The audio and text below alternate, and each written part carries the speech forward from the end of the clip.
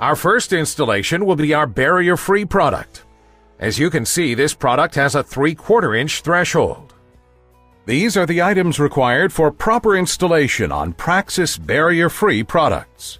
Materials: 2 50-pound bags of thin set, 2 5-gallon buckets, 2.5 gallons of water, 50 1¼ inch wood screws, 3 8-foot 2x4s, 1 8-inch piece of 2x4, 1 24-inch piece of 2x4, 2 large soft cloths to cover the shorter 2x4 pieces, wooden shims provided with the shower, 1 tube of non-shrink adhesive, liquid nails or equivalent, 1 gallon of water for testing the draft to the drain, tools, grout mixer, 3/4 inch trowel, claw hammer, drill, 1/8 inch drill bit, screwdriver, screwdriver attachment to match screws, 2-foot level, torpedo level, caulking gun, black marker to mark the threshold, drain. Helpful hints for installation: 2 5.5-foot pieces of PVC. These can be used to lay the product face down and roll it up to the framing pocket rather than sliding or picking it up. Please place cardboard from the carton into the bottom of the shower during installation to prevent damage to the finished surface. When placing the shower into the frame pocket, you can use the handle of the hammer to align the pipe with the drain hole. Proper storage and handling. There are blocks on each corner to prevent the drain from touching the floor to maintain proper draft during storage. The code-compliant showers provided by the Praxis Corporation are designed to meet all requirements of the stated codes for the given product. For ADA and ANSI 117.1 compliant product, it is important that the project has considered the code requirements for the valve and shower head placement, as well as the finished floor-to-shower threshold profile. The ADA guidelines can be found at www.access-board.gov/ADA-AG. Following are the transition requirements for the 36-inch by 36-inch barrier-free product and for the 60-inch transfer showers. The 36-inch by 36-inch product requires from the code a maximum curb transition of 1/2 inch. The 60-inch compliant transfer shower requires a flush transition between the bathing room finished floor and the shower threshold. For your immediate installation scenario, determine the appropriate time to install the valve and additional hardware, and do so accordingly. Okay guys, today we're going to install a barrier-free unit, and in the other room we will install a easy base unit. Let's look at these instructions. The first thing we have to check is to make sure the framing box is level.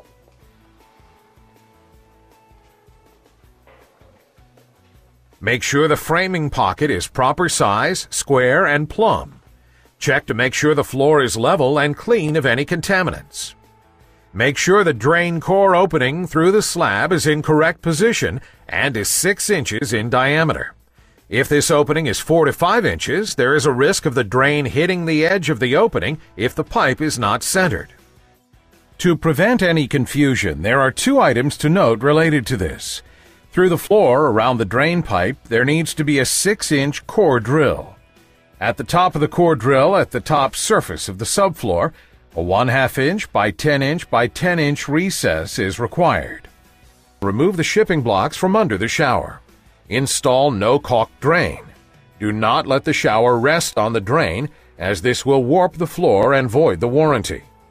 Let's set this unit in first and see how it fits. Dry set the shower into the frame pocket and level to assure the drain aligns and to determine if any furrowing strips are needed to properly fasten the unit to the studs. Check for level in all directions. If necessary, shim the unit. Make sure you use that adhesive to secure those shims.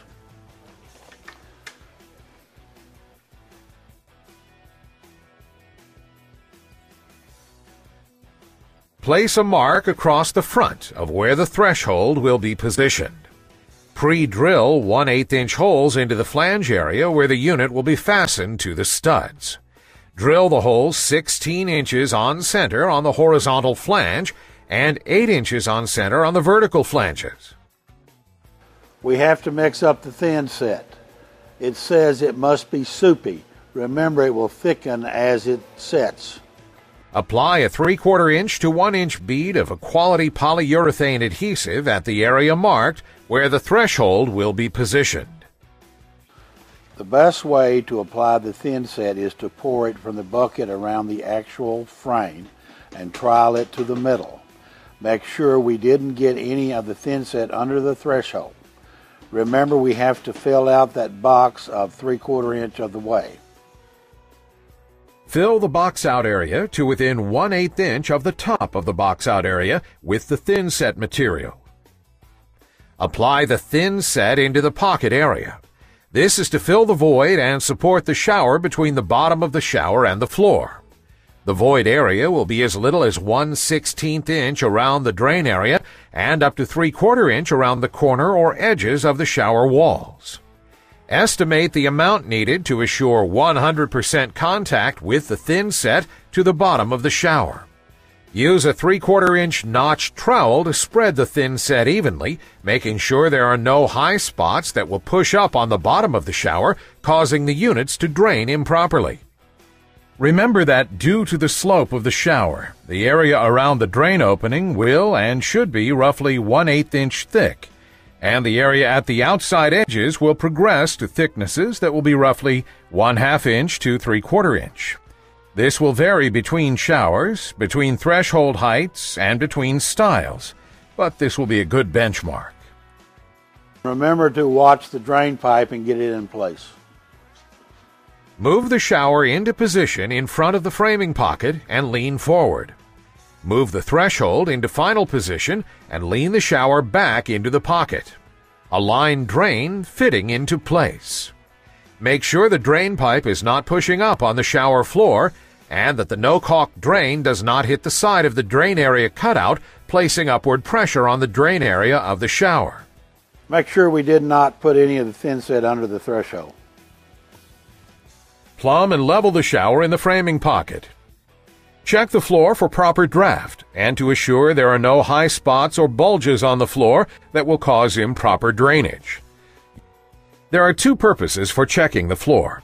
One purpose is to use the level as a straight edge to check it across several planes from the outer edges to the drain to confirm a continuous line and no high or low spots between the 2 points. There should be continuous contact on the bottom of the straight edge. The second reason is to hold the level horizontal, centering the bubble.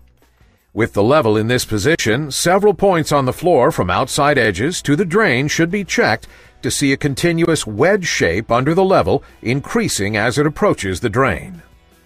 If the shower floor has any high spots or the floor is flexing, the shower must then be leaned forward and excess thin set removed or added to eliminate bulge or flexing.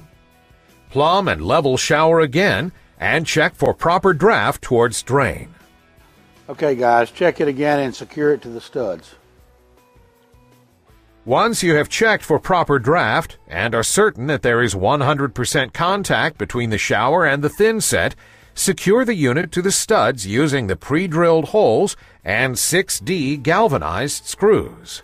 Tighten the screws snug to the gel coat surface, but be careful not to over-tighten and break fiberglass flange. We have to brace down the drain area and threshold to assure proper drainage. Jeff, will you grab those 2x4s? We also have to have 2 short pieces to place in the shower under the 2x4s. To assure proper drainage, the unit must now be braced over the drain and the threshold. After the bracing is secured, take a gallon of water. Pour it liberally over the floor of the shower. Confirm the water is draining properly and that no puddling is occurring. Let shower sit for 72 hours for thin set and adhesive to cure, and then remove the braces. For all jobs, but particularly large jobs, it is recommended that 1 unit be installed with all potential installers present for the installation. The installers can be trained and coached on proper installation methods. After the 72 hours has passed and the braces are removed, bring everyone together again.